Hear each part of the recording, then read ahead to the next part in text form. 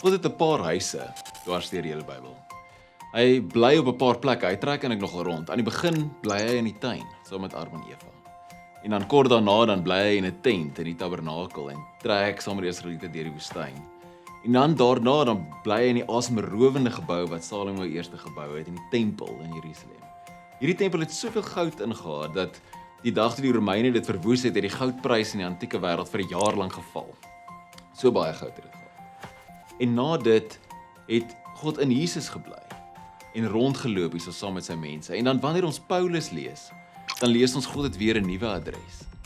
Maar belangrik om te onthou is dat die tempel in die Joodse gedagtes was die middelpunt van die heelal, die middelpunt van die skepping.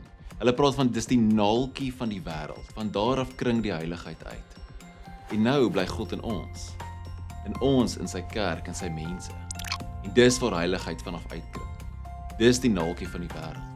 Dit is die middelpunt van die heelal. En ek en jy en ons as die kerk word uitgenooi om hierdie plek vol te staan elke dag, dat die heiligheid kan uitkring.